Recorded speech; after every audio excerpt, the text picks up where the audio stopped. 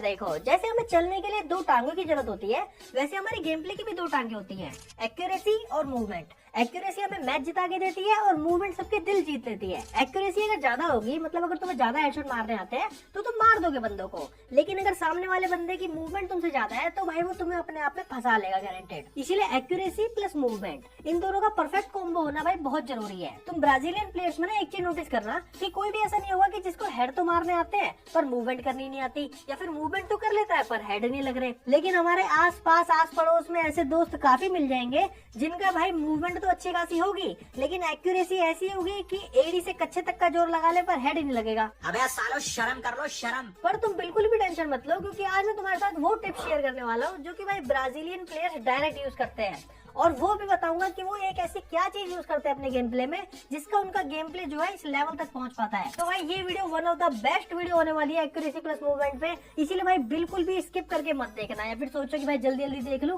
तो भाई कुछ समझ नहीं आएगा। ठीक है, आ भी जाएगा तो भी दिमाग में नहीं घुसेगा, तो इसलिए आराम से बैठो, चाय वाय पियो, ठीक है, एक लाइक वाइक मारो, आराम से मट्टी खाओ। चलते हैं अपन वीडियो को शुरू करते हैं। तो देखो, शुरुआत की जो दो टिप्स होने वाली है वो उनकी एक्यूरेसी पे, और बाकी की जो तीन है वो मूवमेंट पे। तो जो सबसे पहली ट्रिक है उसका नाम है जे शेप ड्रैग। ठीक है, और ये ना भाई सबसे बेस्ट ट्रिक होने वाली है आज तक की तुमने जो भी सुनी होगी। ठीक है, इसलिए मैं इसको सबसे पहले बता रहा हूँ। तो देखो, तुमने बहुत सारी वीडियोस में देखा होगा यूट्यूब पे कि लोग बताते हैं कि भाई रोटेशन ड्रैग का यूज करो, और वो बताते हैं कि भाई रोटेशन ड्रैग जो होता है ना वो कुछ इस तरीके से ऐसे करके होता है, ऐसे करके ड्रैग करोगे तो तुम्हारे हेडशॉट लगेंगे। लेकिन जरा तुम अभी के अभी अपने ट्रेनिंग के अंदर जाओ और जरा इस तरीके से रोटेशन ड्रैग मारने की कोशिश करो, तुम नोटिस करोगे कि भाई इस तरीके से रोटेशन ड्रैग लगता ही नहीं है, इस तरीके से हम ड्रैग करते ही नहीं है जब हम किसी को हेडशॉट मारते हैं। तो एक्चुअल में होता है भाई वो जे शेप ड्रैग। जे शेप कैसी होती है, देखो इस तरीके की होती है जे शेप। ठीक है, तो हमें क्या करना है, अपने फायर बटन को भाई इसी ही शेप के अंदर ड्रैग करना होता है। जैसे कि मैं तुम्हें यहाँ पे करके दिखाता हूँ, मैं देखो यहाँ पे क्या कर रहा हूँ, अपने फायर बटन को जे शेप के अंदर ड्रैग कर रहा हूँ। ठीक है, जे बना रहा हूँ। इसलिए आज से तुम्हें भाई रोटेशन ड्रैग को एकदम भूल जाना है, अपने मन से निकाल देना कि भाई इस तरीके से ऐसे घुमा के ड्रैग होता है, ये कुछ भी नहीं होता, ये फालतू की बकवास है। एक्चुअल में वो जे शेप ड्रैग होता है, चाहे तुम किसी की वीडियो में देख लेना, चाहे खुद की इसकी रिकॉर्डिंग करके एक बार वापस उसको टेस्ट करके देख लेना, वो जे शेप में ड्रैग हो रहा होता है। तो तुम्हें क्या करना है, तुम्हें सिंपली जे शेप में ड्रैग करना है, ऑटोमेटिकली देखोगे भाई तुम्हारे ज्यादा हेडशॉट लगेंगे। अगर विश्वास नहीं हो रहा तो अभी के अभी इस वीडियो को पॉज करो और जाके चेक कर लो। अब बढ़ते हैं अपनी टिप नंबर 2 पे। ठीक है, तो ये ना एक मिस्टेक भी है और एक लूप भी है। ठीक है, तो देखो तुम सबको पता है कि भाई अगर हम मूव करते करते फायर करते हैं तो हमारी गन जो है वो रिकॉइल करने लग जाती है, हेडशॉट नहीं लगते हमारे। और वहीं अगर हम सीधे खड़े खड़े मारेंगे बंदे को तो हमारे को बड़ी जल्दी हेडशॉट मार देगा वो बंदा, तो फिर एग्जैक्टली हम फायर करें तो करेगा। ठीक है, तो मैं ना तुम्हें इस सिचुएशन के ऊपर एक बेस्ट क्लिप दिखाने वाला हूँ और आज के बाद तुम्हारा कोई कंफ्यूजन नहीं रहेगा इसके ऊपर। तो देखो भाई, ये है स्मूथ टेबल 4 की एक वीडियो। ठीक है, अब यहाँ पे तुम एक चीज नोटिस कर रहा है कि ये बंदा तो हिल के भी मार रहा है, खड़े होके भी मार रहा है, बैठ के भी मार रहा है, फिर भी इसके हेडशॉट कैसे लग रहे हैं। ठीक है, जैसे कि देखो यहाँ पे अभी देखो यहाँ पे इस बंदे ने देखो इसको हिल हिल के ऐसे करके हेडशॉट मारा। खैर ये तो थोड़ा बहुत बॉडी लगा, लेकिन ये देखो कितना बढ़िया हेडशॉट मारा। ठीक है, अब देखो यहाँ पे भी मारा। ठीक है, अब इस बंदे को देखोगे तो इसको भी हेडशॉट ऐसे करके मार दिया। ठीक है, तो अब ये तो ऐसी कोई चीज यूज नहीं कर रहा, लेकिन हम जब क्या करते हैं, हम जब हिल के मार रहे होते हैं हमारे तो हेडशॉट ही नहीं लगते, हम खड़े होके मार रहे होते हैं तो हमारे को हेडशॉट लग जाता है बड़ी जल्दी। तो एक्चुअल में ये बंदा क्या ट्रिक का यूज कर रहा है, ये एक्चुअल में क्या कर रहा है, ये ना भाई चांस का वेट कर रहा है। ठीक है, अब तुम्हें वो चीज दिख नहीं रही क्योंकि वो बहुत फास्ट कर रहा है। अब ये चांस का कैसे वेट कर रहा है, तुम नोटिस करना कि भाई ये बंदा तभी मार रहा है जब बंदा जो है या तो इसके पास सामने आ रहा हो, या फिर इससे दूर जा रहा हो, या फिर जंप कर रहा हो। ठीक है, देखो ये बंदा देखो इसके सामने ऐसे करके आ रहा था और कटाक, देखा, ये बहुत ही 0.1 सेकंड में ये चीज डिसीजन ले रहा है और ये बहुत एक्यूरेट लग रहा है क्योंकि देखो ऑब्वियसली बहुत बड़ा प्लेयर है ये। ठीक है, देखो ये बंदा सीधा खड़ा था, देखो अब वो बंदा थोड़ा सा हिल रहा था ना, तो देखो इस बंदे को लगाने में थोड़ा सा तुम्हें जूम इन, थोड़ा सा वो क्या बोलते हैं, ऐसे जूम इन थोड़ी बोलते हैं, क्या बोलते हैं, स्पीड कम करके दिखाते हैं। देखो ये बंदा जो है थोड़ा सा अपना न्यू वॉक कर रहा था तो इसको तो लग गया। ठीक है, अब दूसरा बंदा जो आएगा, दूसरा बंदा देखो प्रॉपरली हिले जा रहा है, उसी साइड मुंडी है तो उसको हेडशॉट नहीं लगा।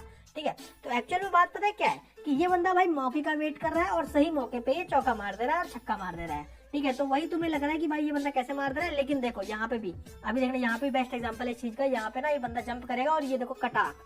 ठीक है, तो तुम्हें क्या करना है भाई, तुम्हें हमेशा मौके का वेट करना है। और मौके क्या होते हैं कि भाई या तो बंदा सामने भाग रहा हो, सामने की साइड जंप कर रहा हो, हमारी साइड जंप कर रहा हो, क्योंकि एनिमी हमेशा जंप करता है। और हमें क्या करना है, हमें सिर्फ और सिर्फ उसी ही टाइम पे ड्रैग करना है। जितना तुम इस चीज को अपना एक्यूरेट कर पाओगे उतनी तुम्हारी एक्यूरेसी जो है बहुत ही ज्यादा नेक्स्ट लेवल हो जाएगी। अब जो ट्रिक नंबर 3 है वो तो भाई बहुत ही ज्यादा अमेजिंग होने वाली है और ये बहुत ही मस्त ट्रिक है जिसका नाम है द ट्रायंगल एचओडी। तो जो ये वाली टिप है ना, ये हमारी भाई मूवमेंट के ऊपर होने वाली है। तो देखो जब भी वो बंदा मूवमेंट करते हुए फंसता है ना, तो 110% दिक्कत भाई उसकी एचओडी की होती है। अगर बंदा एक्यूरेसी में फंस रहा है, मतलब अगर हेडशॉट नहीं मार पा रहा, तो वो दिक्कत प्लेयर की है। लेकिन अगर मूवमेंट में फंस रहा है तो ज्यादातर दिक्कत उसकी एचओडी की है। इसका एग्जांपल ये मान लो कि भाई एक बाइक होती है और एक स्कूटी होती है। मान लो कोई बंदा है भाई जिसको दोनों ही चलाने नहीं आते, ठीक है, तो खुद सोच के बताओ कि वो बंदा क्या जल्दी चलाना सीख पाएगा, बाइक या फिर स्कूटी। ठीक है, तो सबके सब बोलेंगे कि हाँ भाई वो जल्दी जो है स्कूटी चलाना सीख जाएगा, क्योंकि स्कूटी में एकदम सिंपल होती है, रेस दो और भगाओ। वैसे ही हमने अपनी सिंपल सी एचओडी को ना एकदम बाइक बना रखा है। हालांकि बाइक बहुत अच्छी होती है, लेकिन हमें क्या करना है, इसको ऑटोमेट कर देना, हमें इसको बाइक से स्कूटी पे स्विच करना है। तो अगर तुम मूवमेंट अच्छे से नहीं कर पाते हो तो सबसे पहले तो वेपन स्विच को ऑफ करो और रिलोड बटन को ऑफ करो। कोई जरूरत नहीं है भाई, अगर तुम मूवमेंट अच्छे से नहीं कर पा रहे हो शुरुआती फेज में, इन दोनों बटन की कोई जरूरत नहीं है। और सबसे मेन बात, जिस वजह से इस ट्रिप का नाम ट्रायंगल एचओडी पड़ा है, तो तुम्हें क्या करना है, अगर तुम 3 फिंगर एचओडी यूज करते हो तो तुम्हें अपने बटन्स को ना इक्विलेटरल ट्रायंगल की शेप में रखना है। जैसे ये देखो, ये तीनों बटन जो है एकदम बराबर डिस्टेंस पे है और एक ट्रायंगल भी बन रहा है, ठीक है। और इन तीनों को देखोगे तो ये तीन भी ऐसी बिल्कुल ट्रायंगल बना रहे हैं बढ़िया तरीके से। लोग क्या करते हैं कि किसी बटन को तो ज्यादा स्पेस पे रखते हैं, किसी बटन को चिपका के रख देते हैं, फिर बोलते हैं कि भाई हमारे से बटन क्लिक नहीं हो रहा। अरे भाई कैसे होगा जब तुमने प्रॉपर स्पेसिंग दे नहीं रखी है उसको।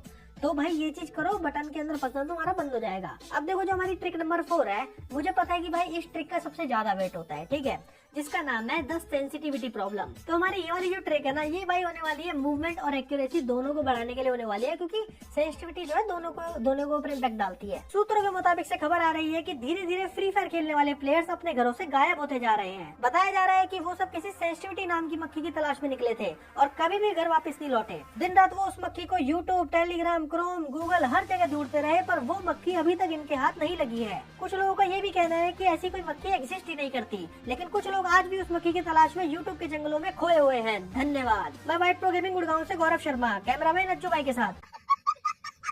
तो देखो भाई सिंपल सीधी सी बात ये है कि जितनी अच्छी सेंसिटिविटी होगी उतने अच्छे हेडशॉट लगेंगे, ठीक है। इस बात को कोई डिनाई नहीं कर सकता, और अगर कर रहा है तो वो गवार है। लेकिन क्या होता है कि हम लोग अपनी सेंसिटिविटी को बना तो लेते हैं, ठीक है, सबके सब अपनी अपनी सेंसिटिविटी बना के बैठे हैं, लेकिन क्या होता है कि हमें पता ही नहीं चलता कि वो सेंसिटिविटी सही है या नहीं है, क्योंकि हम उसे कभी चेक ही नहीं कर पाते। और यहीं पे ज्यादातर प्लेयर जो है धक्के खा रहे हैं सेंसिटिविटी के मामले में। तो मैं तुम्हें बेस्ट तरीका बताता हूँ अपनी सेंसिटिविटी चेक करने का। तुम्हें क्या करना है, क्रोम पे आना है और यहाँ पे सर्च करना है sensipool.com, ठीक है। इस वेबसाइट पे आना है, ये कुछ इस तरीके का खुलेगा, ठीक है। यहाँ पे तुम्हें करना है सिंपली जो है नीचे नीचे नीचे नीचे नीचे नीचे आना है और यहाँ पे दिखेगा तुम्हें सेंसिटिविटी एनालाइजर, ठीक है। इस पे क्लिक करना है, ओपन पे।